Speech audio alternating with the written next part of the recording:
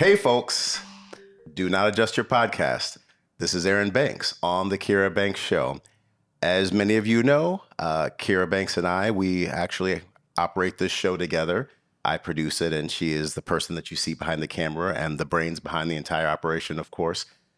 But for those you don't know, Dr. Banks is my partner. We work in collaboration for many things. We have spent a lot of 2025 thinking about and witnessing the changes that are happening, but even before then, the changes that have been happening in DEI specifically. And we have a lot of conversations in the house about what's going on, and realize that many of you all don't get to hear about what we're thinking about or what she's thinking about with regards to changes in government and policy and the world in general. So we thought we'd bring some of these conversations to you, some more current news and some other events. And so more recently, we've noticed what's happening in America, and more specifically, what we would call the attack on knowledge that's happening, the attack on academia and academic institutions, and thought that we'd have a brief conversation about that, because I don't really know. She's been paying more attention, and I think it's great that we have somebody here who is in academia and who knows about those things and has so many intelligent and useful opinions. So thanks for sharing your opinion today. Thanks. Yeah, no, thanks for being willing to do this with me. I know there are lots of times where you hear me just talk and have my hot takes in the house. And talk. And, you know, it's interesting because I actually don't like coming on the podcast and like blasting with every news headline and giving my opinion. But there's actually this thread that I want to talk about that I want to pull on a bit, because I really feel like there's a common thread across a few different areas that really does, like you said, essentially equate to an attack on knowledge. Like if you're a person who likes to know things or learn things, whether formally, K through 12, higher ed, or even informally, like on YouTube, at the library, at the museum, like to look up history and understand archives and what happened, that is going to be limited. That's going to change fundamentally. It's going to shift. It is shifting as we speak. And I have a lot of opinions about that. It gets me worked up. And so, yeah, I want to talk about this piece about like access to knowledge being limited. And I think in some ways history being rewritten. So I was thinking about a couple areas: higher ed, K through 12 with the Department of Ed, libraries, museums, and archives, and all of that. Some of the ways in which DEI gets woven in. Okay, and it's specifically those four areas that you're seeing changes currently, or why are those important right now? Because the ground is shifting underneath those areas right now. Okay, I think that there are policies that are being attempted to put in place, or executive orders that are not yet laws, but some organizations are complying in advance, that are shifting what we know and what we all have come to understand as higher ed or K through 12, or the museums or the libraries we go to, or the archives that we can rely on being there to tell us what happened, even if they are not, even if they're sealed for 50 years. And then there's this overarching kind of attack on DEI and like misconstruing really of what it is. Right. It's more of the same. I mean, the name has changed. It's the same play. It's the same play in the playbook, but just giving it a new name sort of too. I don't think so. I think the language around DEI currently, as is being put forward by the administration, is a misconception. They're talking about it as if DEI equals affirmative action. Okay. They're talking about going back to a merit-based time as if DEI meant put people in place that are not meritorious. Well, I don't want to get too far ahead of ourselves here. Okay. You said that you want to speak about that a little bit later. Is that right? Yeah. So I want to talk a bit about what's happening in higher ed, because there's a number of pressures that are pushing on higher ed. So I'm sure people have heard about some of what's happening in Colombia. What's been in the news most recently is the graduate student, Mahmoud Khalil, who is a green card holder. Legitimate green card holder. He was a leader in the protest against what was happening in Gaza, against Israel's actions against Gaza last year. And, there were a number of college campuses who had protests. Right. And he was snatched up by ICE and is being detained. His wife is 8 months pregnant, right? So people have heard a lot about that. That's right, yeah. That is egregious. We should be concerned about the fact that like legitimate green card holders are being detained. Right. Rights are being violated, speech being curtailed. Absolutely. And if nothing else, we can always apply the same rule and just think for reciprocity's sake what that means. Even if you don't agree politically with everything that he might have stood for, if it can happen to him, it can happen to you. At least that's how I think about it. Right. And we could have a whole conversation about it, but I think it's ridiculous that we should be pushing for persecution of people for expressing their First Amendment rights.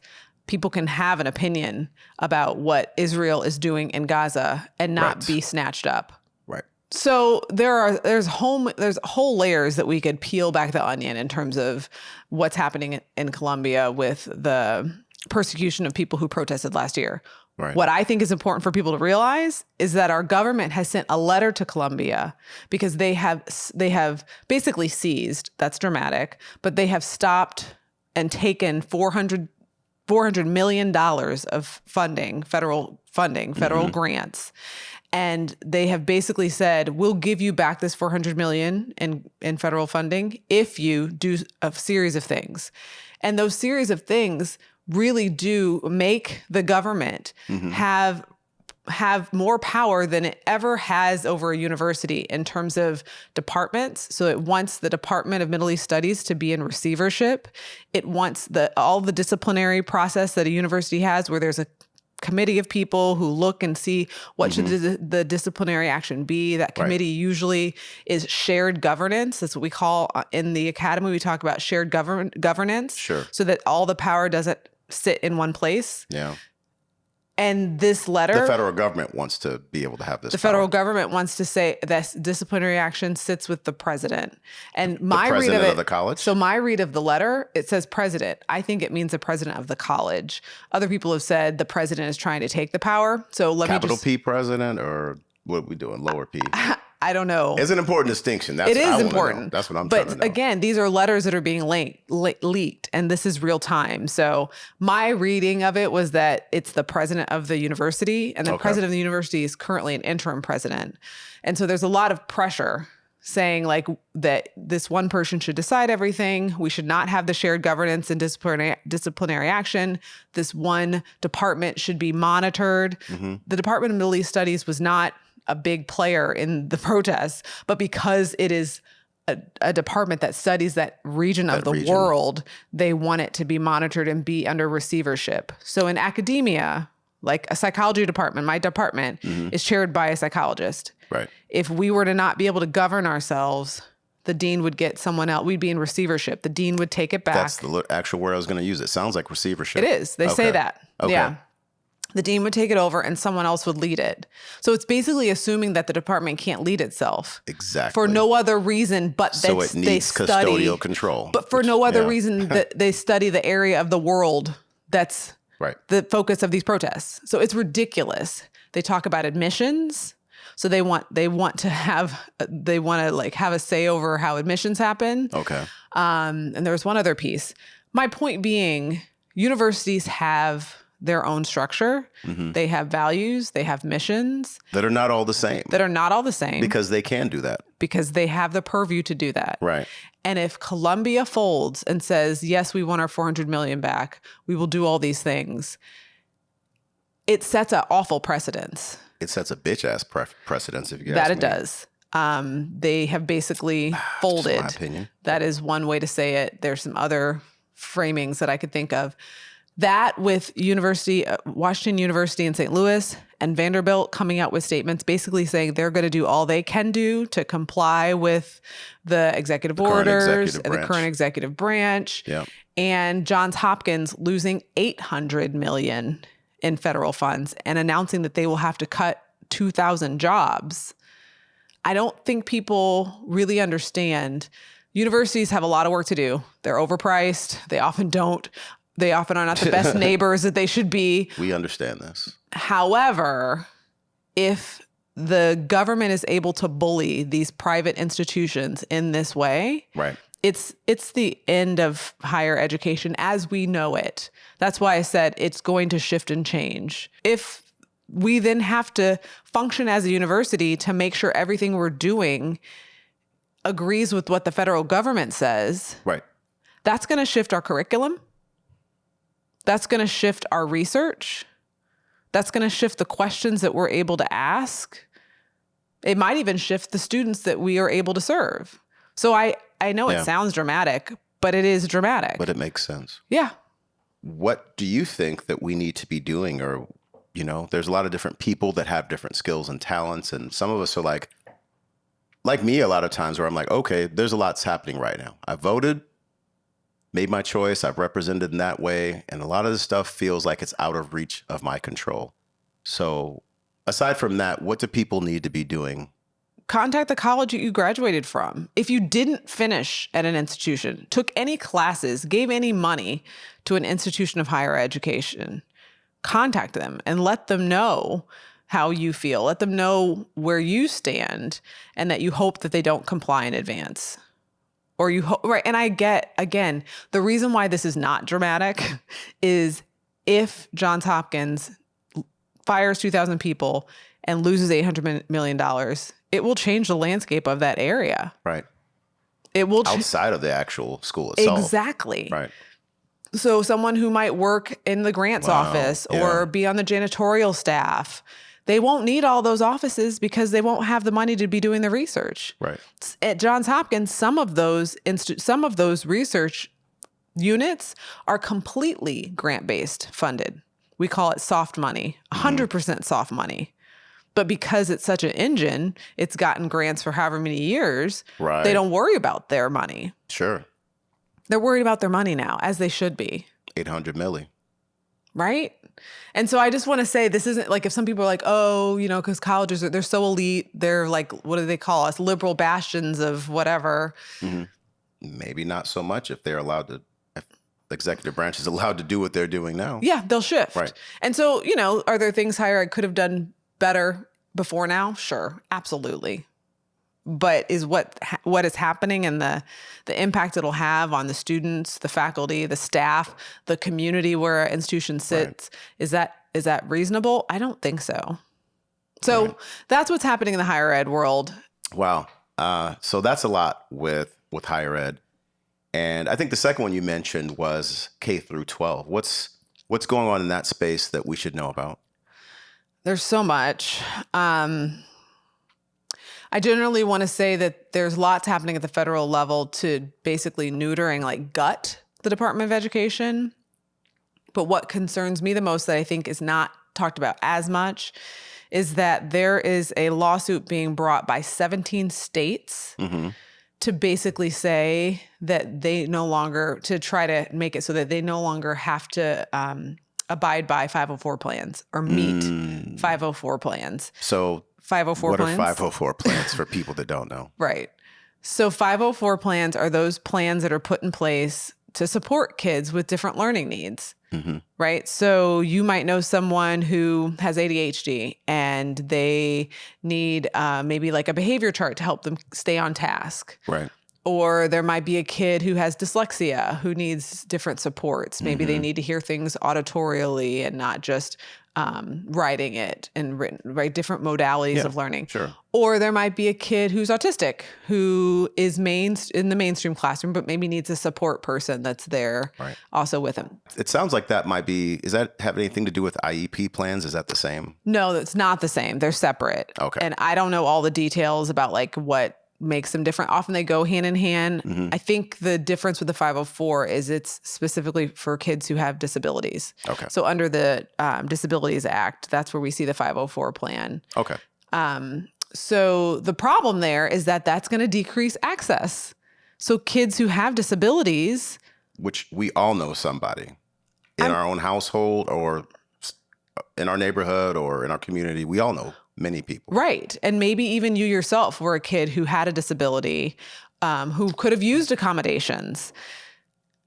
If states no longer have to meet those needs, we now will see, we'll be going back again. We will see a time where kids won't have access to education. So it's not that kids aren't capable of being educated. They simply need accommodations. And so this is where, like, you might see me getting worked up, because this is, to me, it's egregious. It's disgusting, because we know that with accommodations, children can learn, but we're saying that we shouldn't have to give them accommodations. So it's saying, well, we want to go back to one size fits all. And if it doesn't fit you, that's your problem, Right. rather than our problem. And so these are fundamental questions about, like, whose children are these? Who are we out to serve as a state? Are we out to serve only the privileged kids who fit this cookie cutter? Or are we out to serve all children? Well, when you make decisions like they're making, it's kind of hard to argue that we're not. That we're not what? That we're not only serving a certain type of child, and that we're not interested in supporting more children, all the children. And that's what's sad to me, is that it's so blatant and so clear. And so if you live in one of those 17 states, and I live in Missouri, so I am one of those states. I'm sure it is. I didn't go, it was Missouri one. We already know. They right next to Florida, but that's a whole nother thing. Right. Write to your attorney general, write to everyone you can to say we should not be a part of this lawsuit. Well, anything else on K through 12 that we need to know, or actions that we might need to take? That's helpful. That's informative. There's so much, and there are other people who know this sphere better than I. So I just encourage you to keep reading. In terms of the Department of Education, I think we need to be mindful of how it's being gutted and how it's being neutered.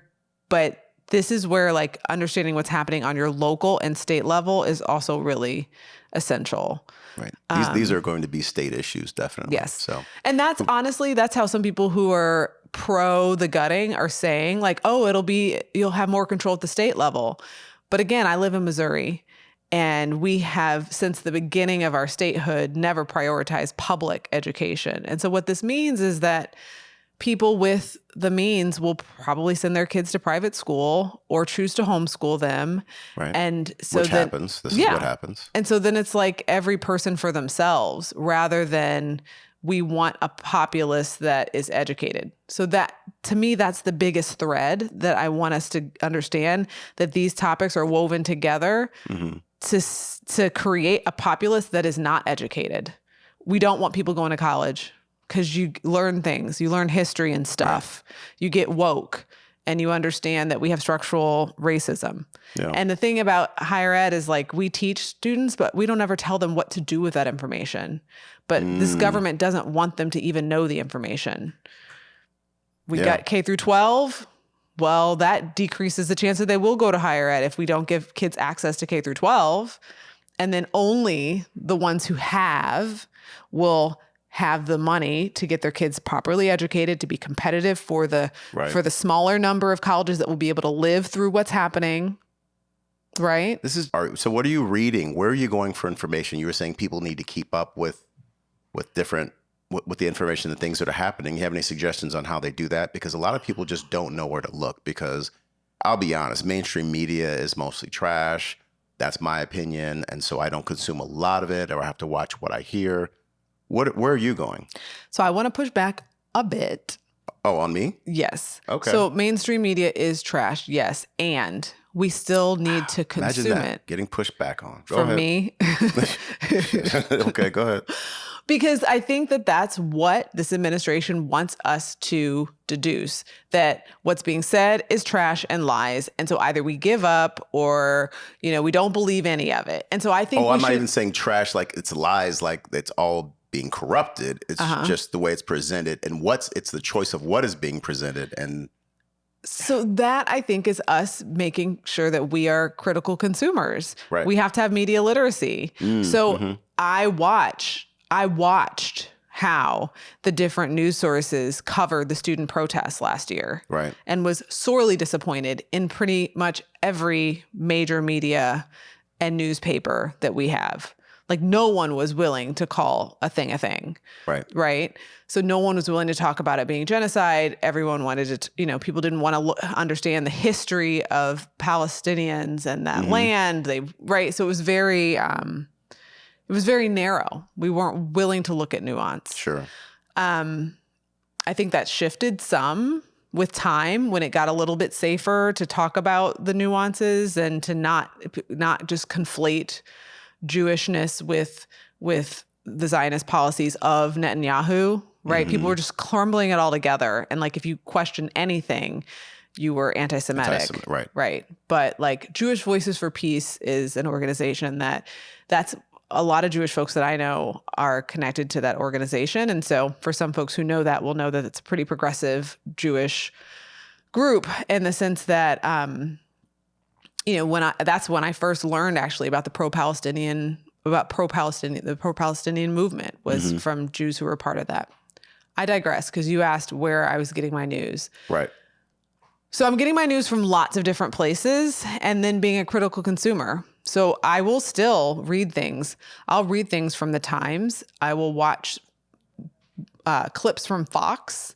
I will watch things from Al Jazeera. So I also try to go global, BBC, and see how different places are covering what's happening. Yeah. The Washington Post sometimes. Are you sure about that? Because that's... Well, I'm just being critical because Bezos I'm going to zoom in on your face when you said that when I go back and do this. Because Bezos has basically said, like, we're going to cover things the way we're going to cover them. Right. And so I do, it's kind of like Fox in the sense that I want to know what people are hearing. But yeah, I throw up a little bit in my mouth when I see the framing. It's always good to hear the dissent. It is. But here's the other thing I've been doing a lot of, C-SPAN. Yes, we watched a bit of C-SPAN. And you watch it on YouTube and I watch it on TikTok. Yep. And we sometimes watch it together. But I say that because people like TikTok has its own problems, but I've watched more C-SPAN on TikTok than I have watched C-SPAN, period. Like it's pulled me into C-SPAN more. And now I will sit and watch it on YouTube more. Yeah. Well, I like it because it is free of all the color commentary. So I think like what you're saying is I like being able to hear information, especially in the beginning, process it and think for myself. Absolutely. I like it without all the commentary. So like the whole Zelensky, Trump Vance conversation, I heard about it, but I was like, let me watch this on C-SPAN first. Let me watch this actually happen first myself, like you said, and then get all the commentary. And for people to like put this in context and help me understand like the layers of this and what it meant. When you have time. It's also sometimes very slow moving and I don't always have time to do it, but the TikTok clips and the YouTube clips help a bit. They do. The other thing, there are people I follow on TikTok that are experts in these different areas. Okay. Dropping any names today? Oh gosh, you're testing me. I'm not ready for that. Yeah. So just following different folks. Under the Desk News. I'm a fan. That's right. You like that one a lot. Yeah, you sure do. I'm a fan. Show do. You've also mentioned something, I guess, about libraries. You said public libraries, or what were you saying? There's some things that are happening in that space as well? Or? Yeah. So there's been some moves to defund libraries and museums, and the archives, the National Archives has been defunded, and there's been some, like, again, some gutting of staff, firing of key folks. And I really want people... They're so good at defunding.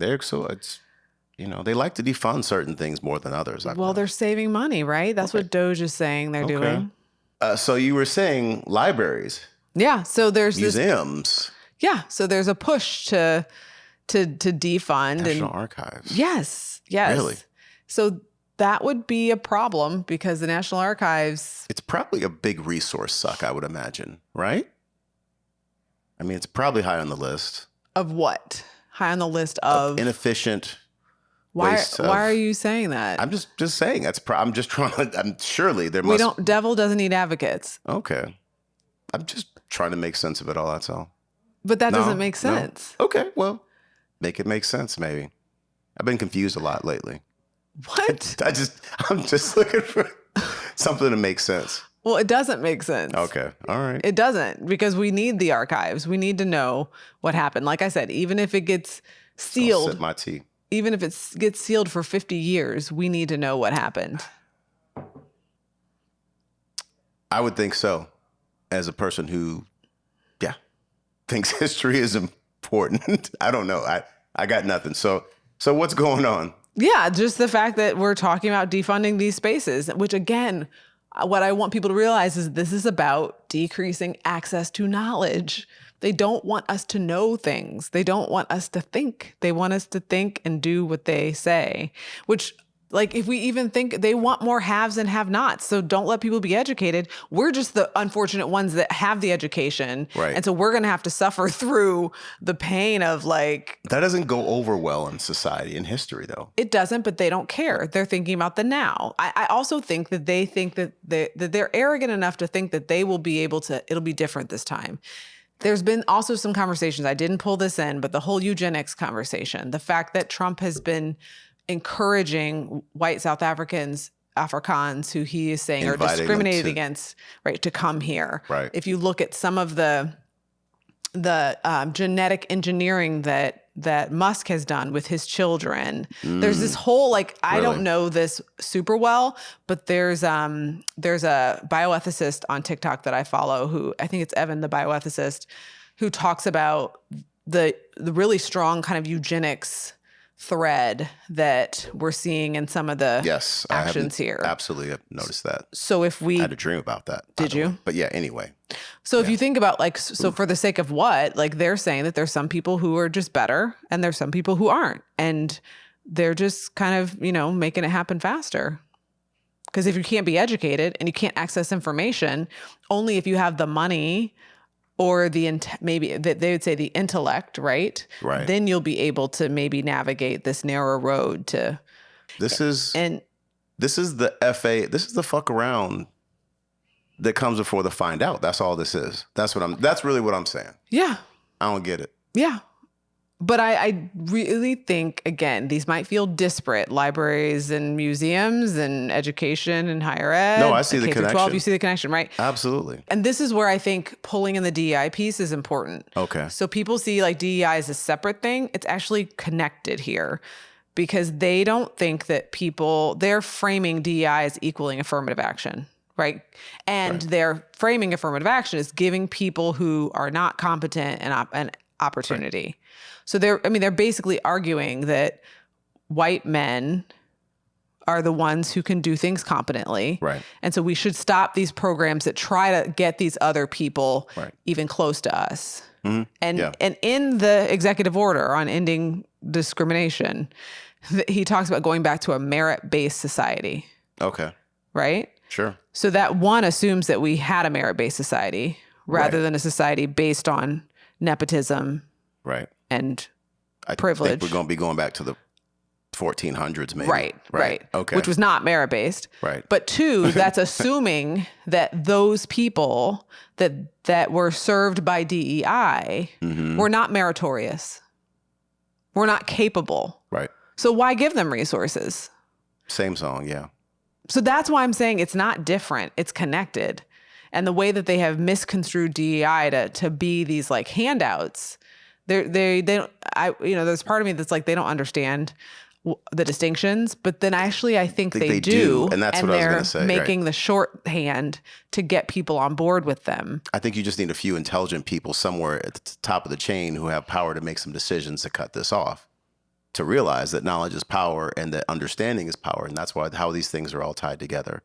And that understanding, our kids are coming downstairs and we're recording. Hey, what's up? You're good. Come on. But we're recording from that door over to the microwave. We'll be done in a little while. Can you what? Yeah, you can get your shoes. Where are you going? Okay. Oh, okay. Oh, my son is going for a walk. What's the weather?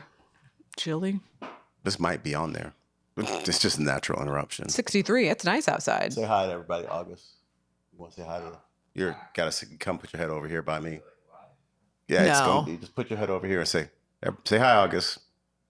Here? Right here. Just right by your dad. Yeah, the camera's on me. Hi. Hello. All right. Spring break, y'all.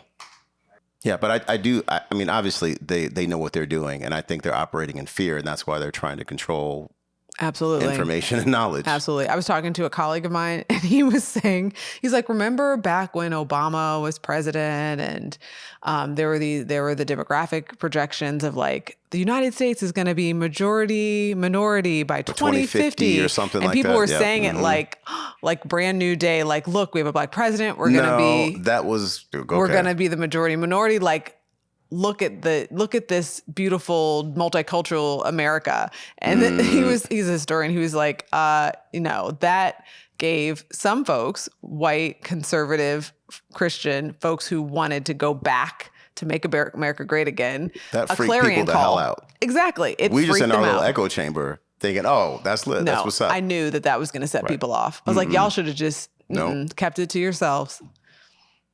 Right. And so I guess that's also really relevant with us because the DI space is a space that we're in. Yeah.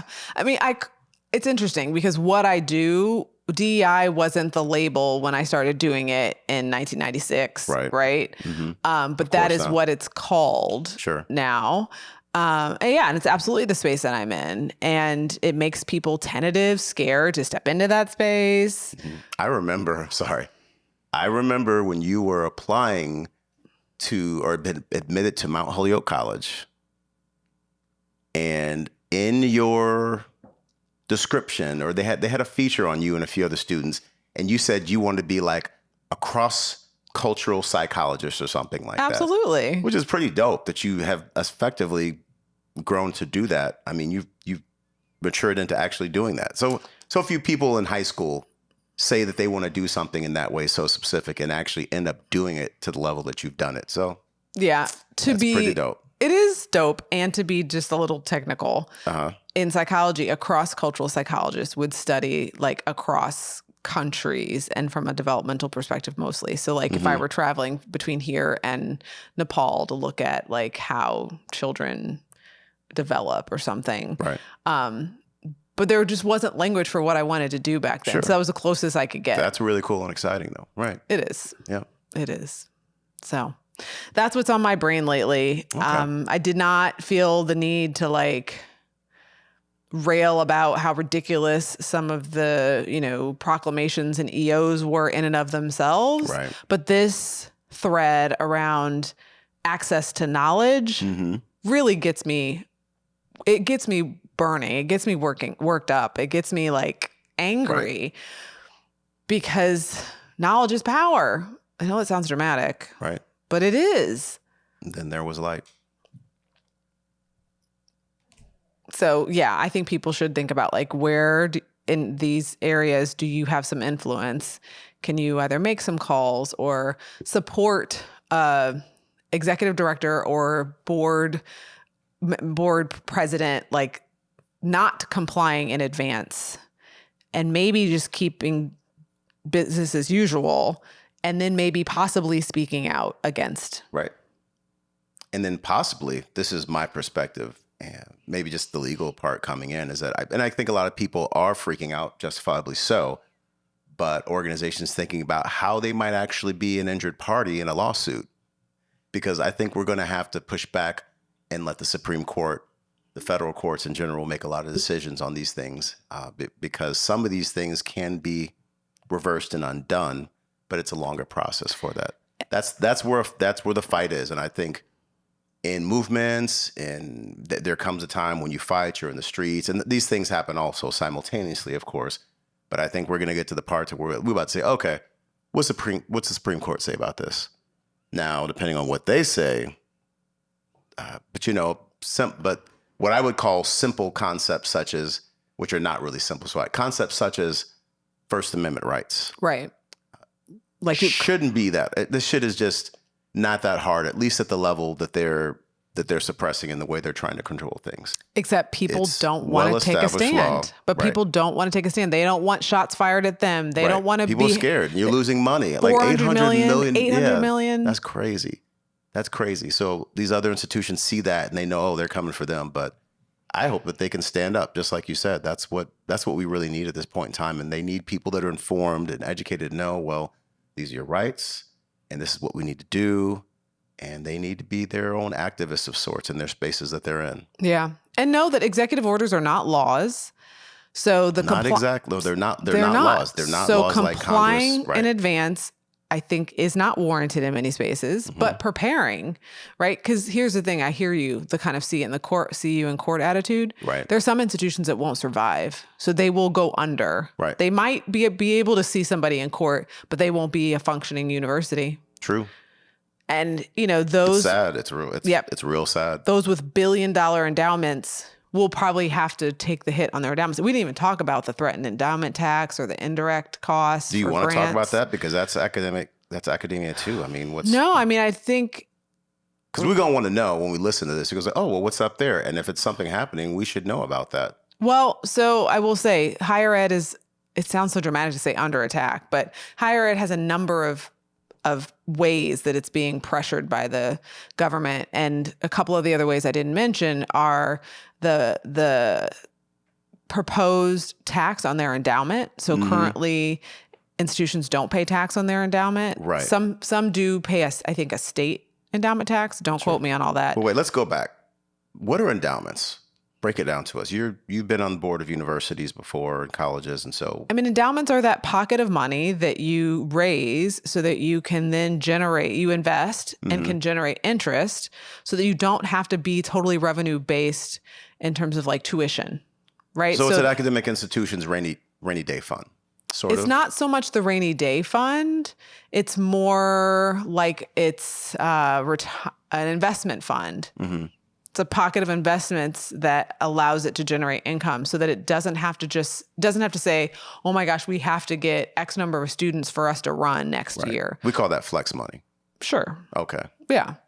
But it matters. It matters Because it keeps you from living check to check. It keeps you from living year to year and Right. tuition dollars. It lets you be able to update your dorms or build new buildings, Right. all sorts of things. Do maintenance on buildings that exist. And so that's being threatened to be taxed, which at whatever rate that might be is going to be It would be significant. Yeah.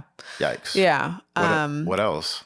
And then the indirect costs. So this one is a potential.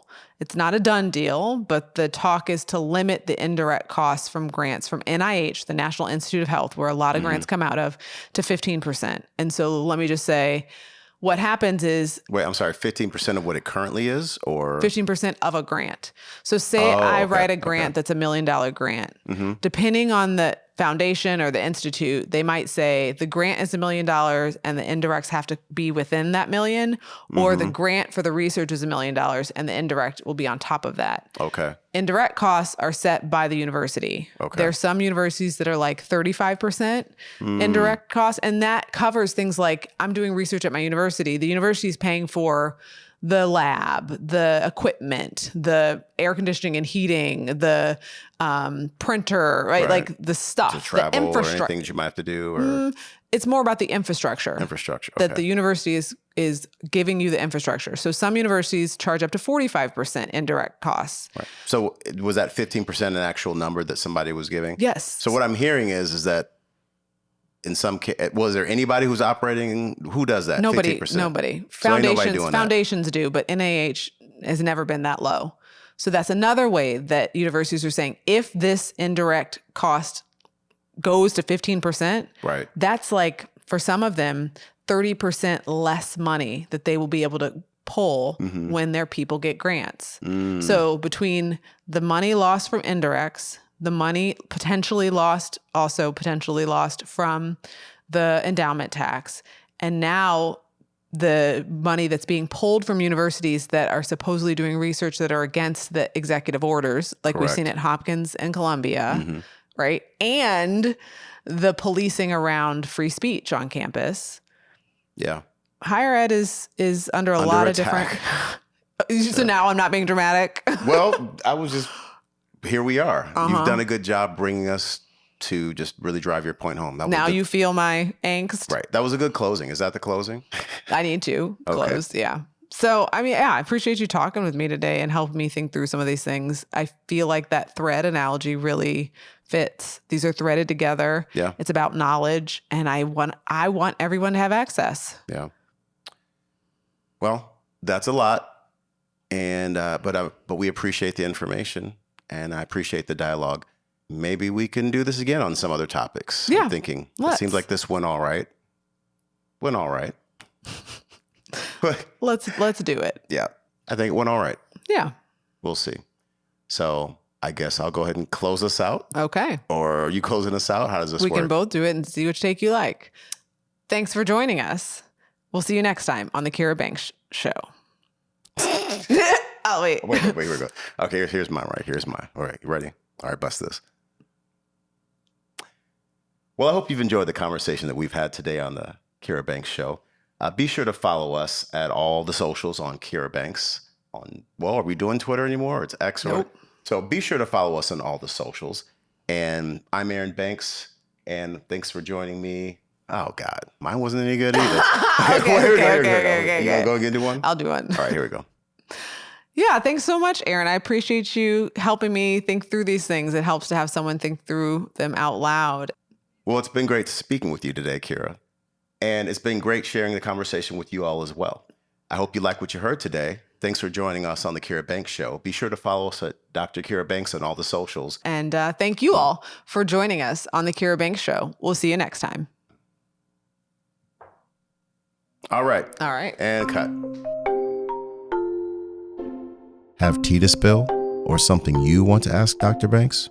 Contact her at kirabanks.com/stories or stories@raisingequity.org. Thanks for listening.